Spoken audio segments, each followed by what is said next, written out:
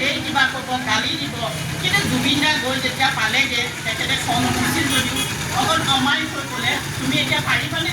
হ'ব, কিমান সময় লাগিব? কেইটা গান? ক'লে 3টা গান। 3টা গান হ'ব। আধা ঘণ্টাৰ ভিতৰত তেওঁ 2টা গান কমপ্লিট কৰিছিলে। আৰু এটা তেওঁ গাব নোৱাৰাৰ কাৰণে কৈছিলে, এইটো মই গাব নোৱাৰোঁ, এইটো মই এৰিছোঁ, বেলেগক দি গোৱাব। তেতিয়া সেই কানাড়া ডাইৰেক্টৰজনে কৈছিলে, জুবিন, মই তোমাক ভৰি ধোৱা পানী এখন লৈ গ'লোঁ হয়, কিন্তু তুমি মোতকৈ সৰু। তেনেকুৱা মানুহো জুবিন দাক ইমান মানে সন্মান দিয়ে, ইমান হেৰি কৰে। কিন্তু আমাৰ বৰ্মীয়াসকলে কি কয়, মই জুবিন, আমিও জুবিন। তেনেকুৱা কথা ক'ব পৰা মানুহে কিবা আমাৰ গোটেইখন চলাব বুলি, আমাক কিবা ন্যায় দিব বুলি আমাৰ কিবা বিশ্বাস আছেনে?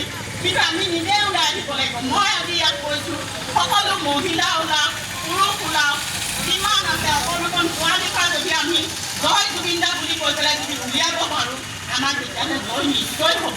আৰু জুবিন দাই ন্যায় নোপোৱালৈকে আমি কেতিয়াও শান্তিত নাথাকোঁ, শান্তিত থাকিবও নোৱাৰোঁ আৰু কোনো থাকিবও নোৱাৰিব।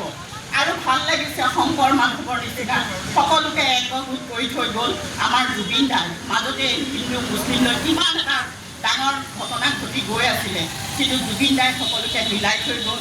জুবিন দাৰ সমাধিস্থলীত পুৰাণৰ পাঠ কৰিছে, গীতাৰ পাঠ কৰিছে, শিখ ধৰ্ম মানুহে নিজৰ ধৰ্ম পালন কৰি আছে। আৰু এইখিনিৰ কাৰণে কৈছোঁ যে আমি সকলো ওলাই আহিব লাগে, সকলো ওলাই আহক। মই এটাই কৈছোঁ, ৰাইজক অনুৰোধ কৰিছোঁ, মোৰ ফালৰ পৰা সকলো ওলাই আহক। সৰু ডাঙৰ যিমান দল আছে সকলো ওলাওক। জুবিন দাৰ ন্যায় কেতিয়াও ওপৰ মহলে নিদিয়ে, আমিয়ে বিচাৰিব লাগিব জুবিন দাৰ ন্যায়। জয় জুবিন দা, জয় জয় জুবিন দা, জয় জুবিন দা। ইয়াকে কৈ মই সামৰণি মাৰিছোঁ।